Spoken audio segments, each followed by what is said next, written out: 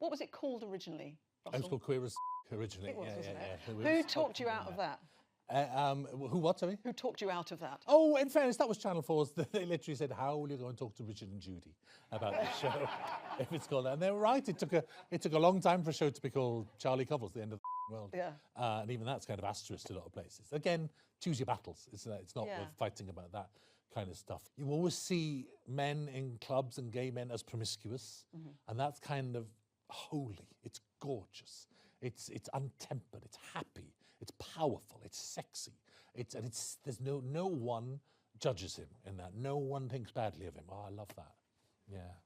That's interesting that you say that choose your battles, because actually Nathan is, of course, underage. He was underage. Yes, He's underage now, let that's alone he was underage 15-year-old then. Nathan following him around. Yes, Very yes, different. yes, yes. Yeah, but were there kind of particular things that you would have wanted to go a bit further with, or did you just? Oh my I God, remember no, we watching this did. with my mouth open, like, I know, honestly. Well, it was funny because it's like when we did like the first edit, the sex scenes were a bit longer, only a bit, like, and this, it did get taken up to levels of Channel 4 we'd never heard of. You know, you show it to Gup Neal, who's the head of drama, which you expect, who has notes, and then it went to like some chairman of Channel 4 or something. Okay, they have notes, and then it went to like some godlike level of people whose names I literally can't remember. You didn't even know they existed. Like, they're watching it.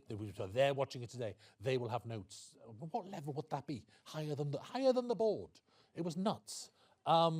And actually, their notes were simply. I think everyone was quite frightened of it and quite frightened to give notes. You could have come in and said, cut all that sex, and no one did. No one did. And what they did say was like, can you tighten that? Can you lose a few strokes off the? We were told to do things like that. Are there kids in it? Oh, no, not kids for Doctor Who, are there? Well, we've gone too far. But and actually, by shortening them, they actually became more powerful. Yeah. Nicola Schindler, the producer, that is very clever. She's one of the most brilliant people in the world, and she went, look, it's actually more powerful now because the sex is kind of stronger and punchier. We're not dwelling on it so much. And I mean, there was extraordinary. I mean, like with the rimming scene, I think no one knew what to say.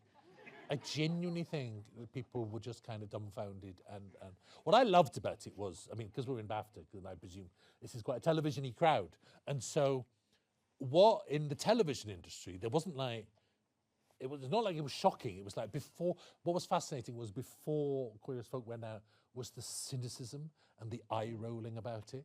People, Paul Gup Neal, who commissioned it, would literally have lunch with fellow commissioners. And I won't name names, I could name names, but Kevin Ligo. And he'd have lunch with people who would, and I love Kevin, he's got a real laugh. But they would literally say, how's your gay drama going? Like it was going to be the most boring thing in the world. Like it was going to be people sitting in coffee shops going, oh, Roger hasn't taken his pills. I'm so worried. And there was such a lot of mockery about it, but we knew what was coming. We knew, it was a great time because we knew how strong it was and how much it would take people by surprise. So it was a nice time. That's interesting you say that, because I'd forgotten, watching it again, I'd forgotten quite how sort of hedonistic it was, yeah. and how much fun.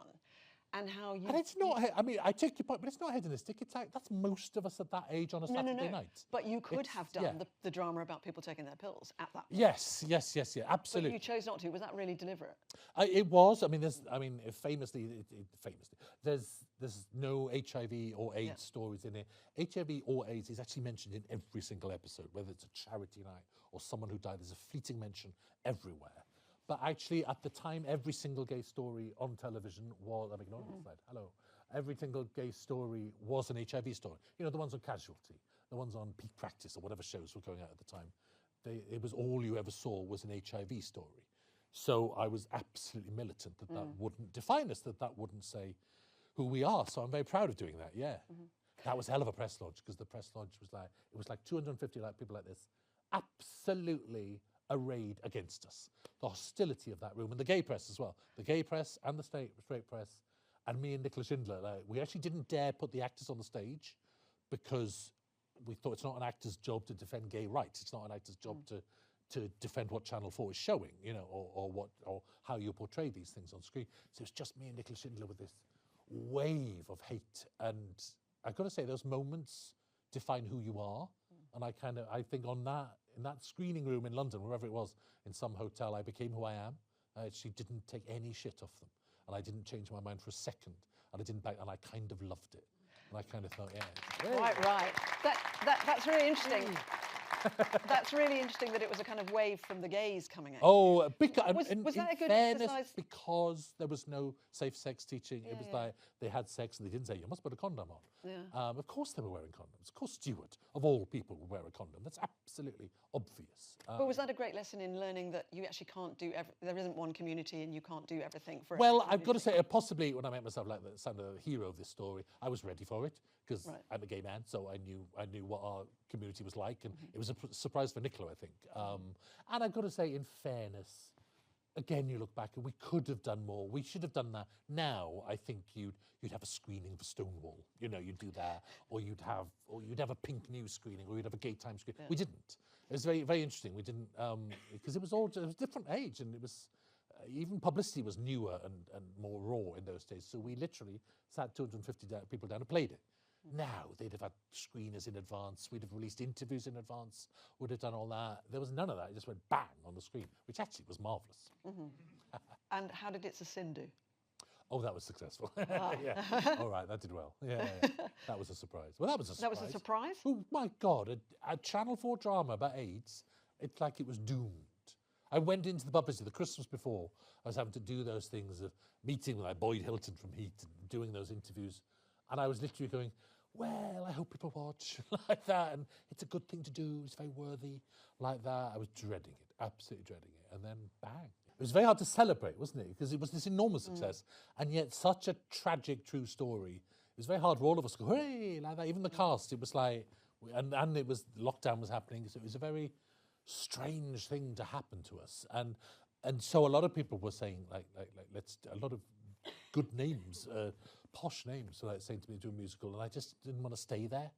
I thought I've done it, and I felt like I'd be treading water, or trying to repeat a success, or almost kind of profiting off something that's very dark. Actually, it just didn't. I might go back to it one day. I think they're right. I think when you watch those two women on the seafront at the end, I think that's a song. That's like an aria.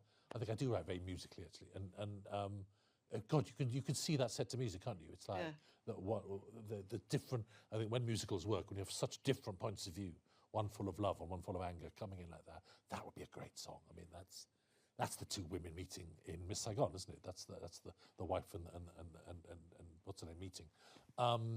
Yeah. So I might go back to it. I think they were right in thinking that, but I just didn't want to stay there. It was move on. And actually, on a similar level, would you ever make a film? Yeah, I never have I? Why not? I suppose I have. Well, I would have. It's funny because It's a Sin was turned down by everyone, and I sat there thinking, well, I'm not going to give up. Either that's a play, or it's a novel. I remember thinking that's a good novel, or a film. I would have tried that in the end. I don't know. I meet film people, and they're horrible. Aren't they? Are you here? Film people? Aren't they? Andy, you must get this. You work with nice film people. They were. Well, you're not making a film now, are you? I know. So the show was a kind of cultural phenomenon, and it had quite a big impact. I mean, apart from people like me not being able to leave the house for a long time, so I was crying too much. But you had actual real impact. Yes, Talk to I us mean, about yes, that. it was amazing. The HIV testing week, and the testing figures went up enormously. And just actually, I mean, I don't care about the figures like that. The way people started talking was enormous. I was stopped in the street by vast amounts of people every day, every single day. And you expect young people to watch it. It's like, but like people in their 60s and 70s and 80s. In Swansea, I mean, I live in Mumbles in Swansea, which is a quiet little area, and it's quite an old population. I wouldn't have thought It's a Sin would be the target drama for them. But you get stopped by people in their 70s and 80s who've been social workers, or they've been nurses during the crisis, and they talk about it. And you think, oh my God, they've never had a chance to talk about that before. And I would have thought, it's funny, because you look at episode 1, it's got all those sex scenes at the beginning, and they were kind of almost designed to like get rid of people who were going to not join in with a great big gay drama like this. But actually the fact that I was standing talking to this 80-year-old thinking, oh, you've sat through the sex scenes. Like, how embarrassing. Like that.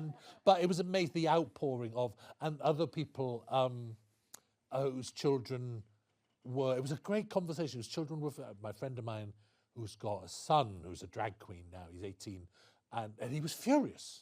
Furious. He was literally watching he watched it weekly. He didn't download it. They watched it weekly, and he was turning around to his parents, and he was furious with them for letting this happen. They didn't let it happen, but you know what I mean. His anger was coming out vastly. So it was an amazing time. Very, very strange. It's the only time ever, talking of that lovely cast, the only time I've ever had to phone a cast up to ask if they're all right.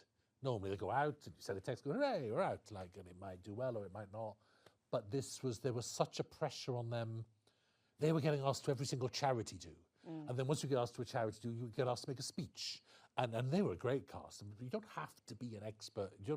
As it happens, they were the loveliest people and took on that cause enormously and did go to charity and still do to this day and will still make speeches about it. But it was intense. It was like I had to phone them up and say, "Are you all right? And you don't have to do this. And if you're getting bothered, people stopping you, tell us. We'll look after you. We'll, a bit of an unusual amount of aftercare on a show because of such an unexpected success. None of us saw that coming. None of us. It's amazing.